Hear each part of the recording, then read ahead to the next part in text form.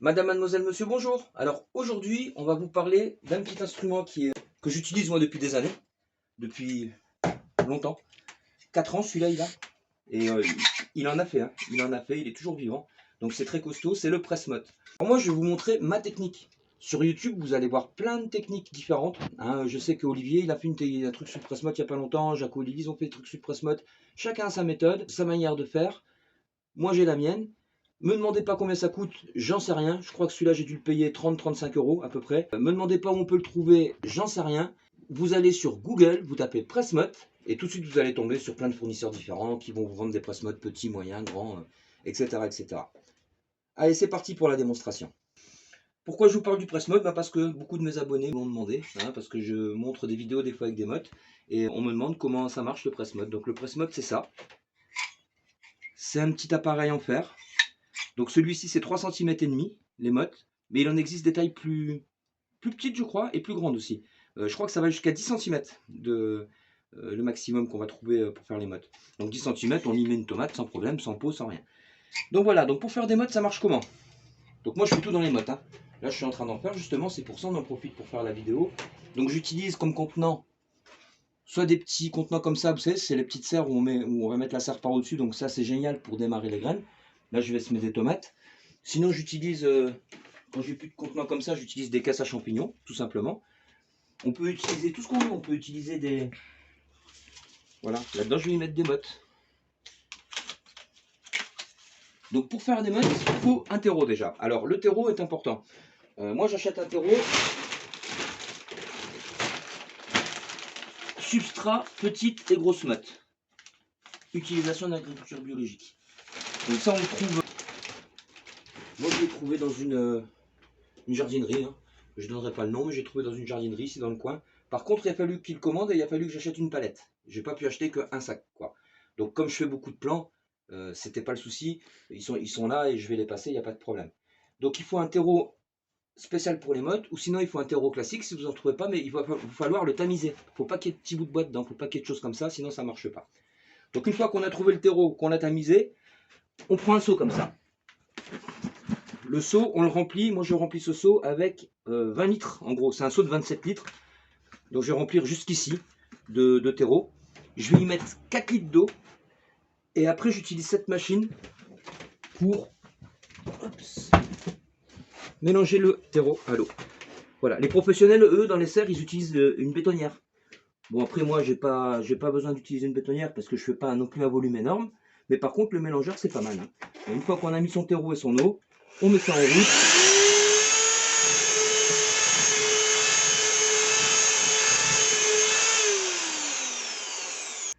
Une fois qu'on a fait ça, on prend son terreau humide. Alors le terreau, quand on le prend, il faut qu'il fasse du bruit. Voilà, faut pas que l'eau coule, mais il faut qu'il reste... C'est pour ça, moi j'ai mes dosages, 20 litres de terreau environ, 4 litres d'eau. Donc une fois que ça c'est fait, je mets mon terreau là-dedans. Alors le press-mode, j'ai vu plein de vidéos sur YouTube, il y en a beaucoup, ils font comme ça. Hop, ils font comme ça se remplit de terreau, et ensuite ils font leur motte. Voilà, ça c'est sympa. Mais le problème, moi je trouve que c'est un problème, c'est que, voilà, soit c'est trop tassé, ou soit on a, voilà, de l'air, du vide là-dedans. En attendant, j'ai essayé cette technique, elle me convient pas. Donc moi j'ai ma technique depuis plusieurs années, c'est sûr c'est un peu plus long. J'arrive à faire en moyenne 250 mottes par heure, en gros, avec la technique que je vais vous montrer. Mais au moins je suis sûr qu'à chaque fois mes mottes elles sont nickel, qu'il n'y a pas de souci, qu'il n'y a pas d'air dedans, que c'est pas trop tassé. Je vais vous montrer comment je fonctionne. Attends, je bois un coup là. Ça va mériter une coupure, hein.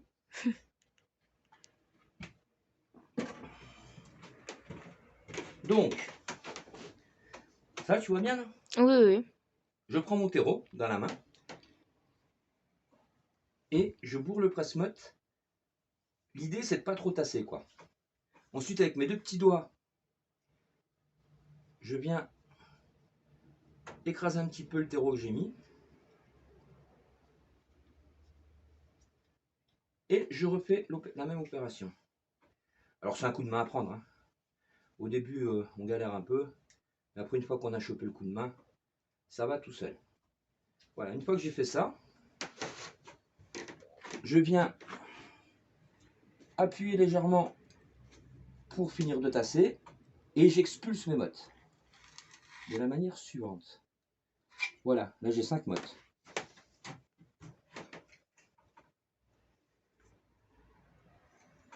Donc voilà, toujours le même geste, la même technique.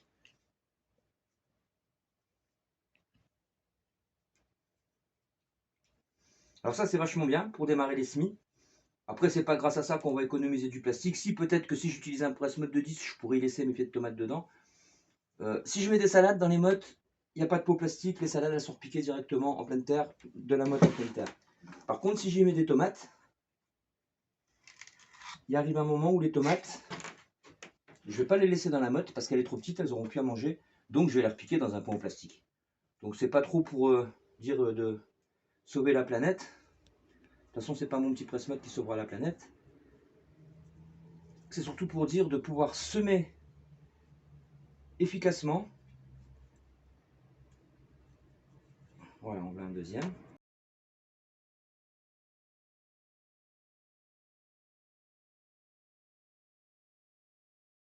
Alors l'avantage du presse-motte, c'est que ce que je vous disais tout à l'heure, c'est quand on sème des tomates,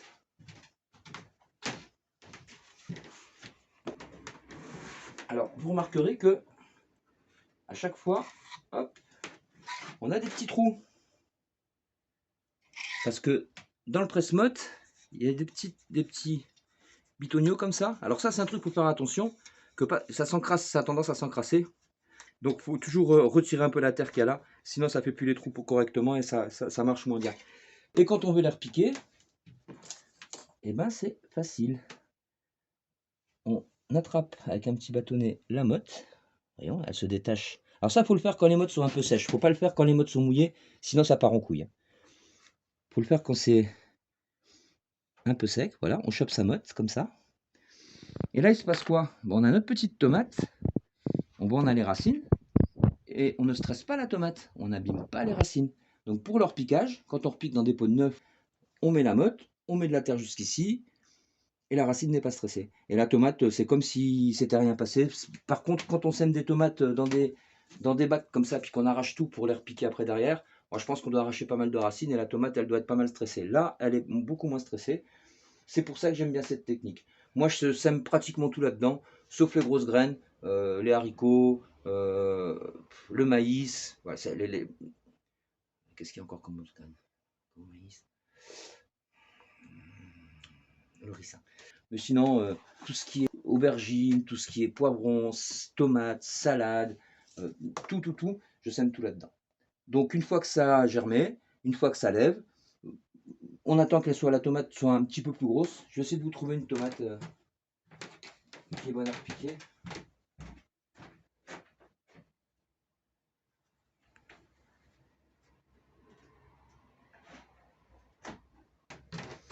Voilà, en général, je les repique quand elles sont à cette taille-là.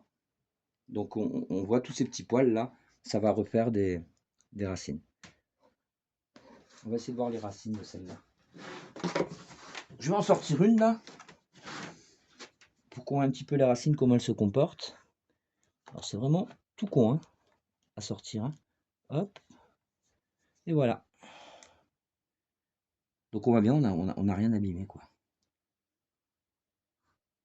Bon, j'espère que cette vidéo vous aura plu. J'espère que tous les abonnés qui m'ont demandé comment ça marche, ils seront contents. Et puis moi, je vous dis à bientôt. Là, j'ai une vidéo qui va arriver demain, je pense, ou après-demain, avec semis de Artemisia Nua. Une autre vidéo qui va arriver dans 3-4 jours avec semis de tabac. Parce qu'on me demande souvent comment se met l'Artemisia, j'y arrive pas. Comment se met le tabac, j'y arrive pas. J'ai déjà fait des vidéos. Et ben, je vais en refaire 2 là, pour vous remontrer encore une fois comment je procède. Ça marche, il n'y a pas de souci. Donc, il n'y a pas de raison que ça marche pas chez vous, quoi. Voilà, j'espère que cette vidéo vous aura été utile. Et moi, je vous dis à bientôt.